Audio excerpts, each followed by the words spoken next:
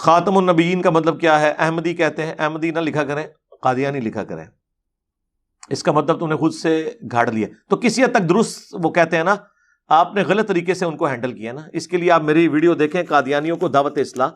قرآن میں جو لفظ ہے وہ خاتم کا ہے، اور خاتم کا جو معنی وہ بیان کرتے ہیں وہ معنی درست ہے، اس کا جو فہم لیتے ہیں وہ غلط ہے. خاتم کہتے ہیں مہر کو. ہمارے نزدیک سیل آف پروفٹ یہ ہے کہ آپ نے ایک خط لکھا، اس کے بعد اس پہ سیل لگا دی. کیا مطلب؟ اب اس میں کوئی چیز داخل نہیں ہو سکتی، یعنی اور کوئی پیغمبر نہیں آ سکتا.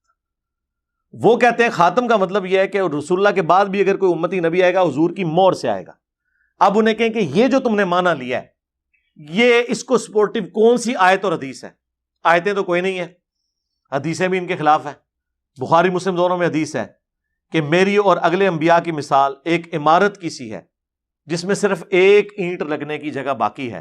جتنے لوگ گزرتے ہیں اس عمارت کی تعریف کرتے ہیں اور ساتھ یہ بھی کہتے ہیں کہ یہ ایک اینٹ لگ جائے نا تو یہ عمارت مکمل ہو جائے گی، اور وہ ایک اینٹ میں ہوں. اور جب ایک اینٹ کی جگہ باقی ہے تو غلام احمد قادیانی دجال کس طرح دعوی نبوت کر سکتا ہے؟ جگہ ہی ایک اینٹ کی ہے. اور مجھے بتائیں، اگر وہ کہتا ہے کہ ہم امتی نبی کا دعویٰ کر رہے ہیں، تو اس امت میں اگر کوئی شخص امتی نبی بننے کا حقدار تھا تو مولا علی تھے. بخاری مسلم دونوں میں حدیث ہے، غزوہ تبوک پہلا اور آخری موقع تھا کہ نبی الاسلام حضرت علی کو ساتھ لے کر نہیں گئے بلکہ مدینہ شریف میں چھوڑ دیا. تو حضرت علی رونا شروع ہو گئے، تو نبی الاسلام نے ان کو تسلی دی اور فرمایا کیا تم اس بات پر راضی نہیں کہ تمہاری میرے ساتھ وہی نسبت ہے جو ہارون کی موسیٰ کے ساتھ، مگر میرے بعد کوئی نبی نہیں. تو اسی لیے پہ میں بولتا ہوں کہ اگر مولا علی نبی نہیں ہے، حالانکہ ان کی نسبت ہارون اور موسیٰ والی ہے. قرآن میں یہ جو دو نسبتیں آئی ہیں دونوں پیغمبر تھے. حضرت موسیٰ کے لیے سپورٹیو پیغمبر کون تھے؟ ہارون علیہ السلام، ان دونوں پر اللہ کی سلامتی ہو. نبی علیہ السلام کے لیے سپورٹ کے طور پر مولا علی تھے اسی نسبت میں. تو پیغمبر بھی ہوتے اگر ختم نبوت نہ ہوئی ہوتی. اور حضور نے ساتھ کہہ دیا مگر میرے بعد کوئی نبی نہیں. تو سرکار اگر مولا علی نبی نہیں ہے نا، امتی نبی بھی نہیں ہے، تو غلام احمد قادیانی دجال تو شاہی کوئی نہیں. یہ جو مولا علی کی شان میں حدیث جو بخاری اور مسلم دونوں میں موجود ہے، اور امام بخاری امام مسلم نے حضرت علی کی شان میں پہلی حدیث ہی یہی لی ہے. مجھ سے اگر کوئی پوچھے نا کہ اس پلانٹ ارتھ پہ حضرت علی کی شان میں نمبر 1 حدیث کون سی ہے، تو یہی ہے کہ علی کی میرے ساتھ وہی نسبت ہے جو ہارون کی موسیٰ کے ساتھ، مگر میرے بعد کوئی نبی نہیں. وہ من کن تو مولا بعد والی چیز ہے، یہ اصل ہے. سب سے بڑی حدیث یہ والی ہے. علی سے محبت نہیں رکھے گا مگر مومن، علی سے بغض نہیں رکھے گا مگر منافق، یہ بھی بعد میں ہے.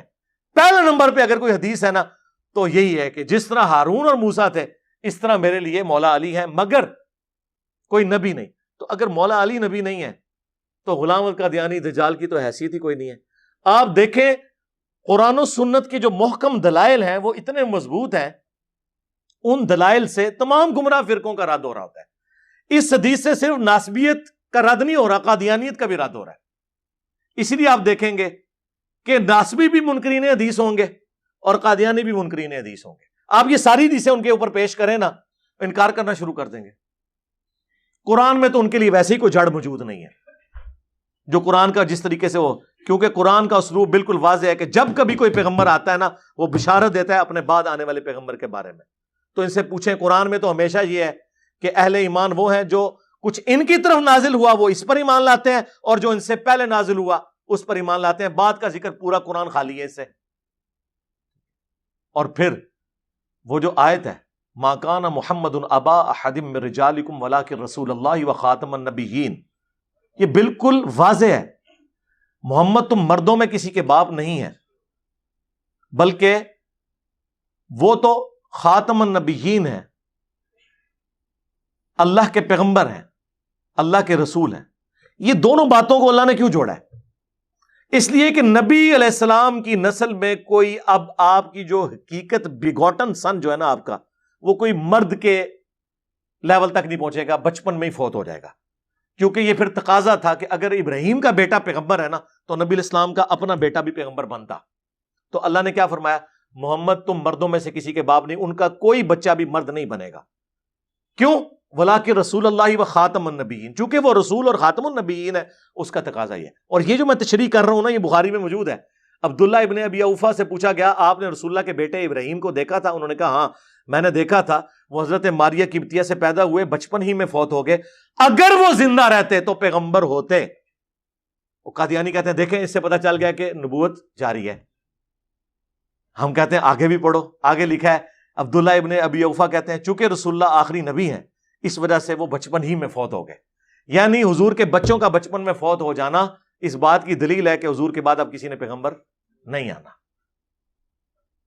یہ بالکل واضح ہے۔ ورنہ اگر یہ کہتے ہیں یہ تو وہ پیغمبر ہے امتی پیغمبر، تو امتی پیغمبر مولا علی کیوں نہیں؟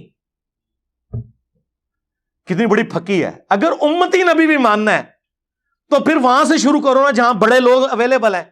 بخاری میں ابو داؤد میں حدیث ہے، اے اللہ ابراہیم اپنے دو بیٹوں اسماعیل اور اسحاق کو ان کلمات کے ذریعے تیری پناہ میں دیتے تھے، اور میں اپنے دو بیٹوں حسن و حسین کو ان کلمات کے ذریعے تیری پناہ میں دیتا ہوں، اعیذکما بکلمات اللہ التامہ من کل شیطان وہامہ ومن کل عین لامہ۔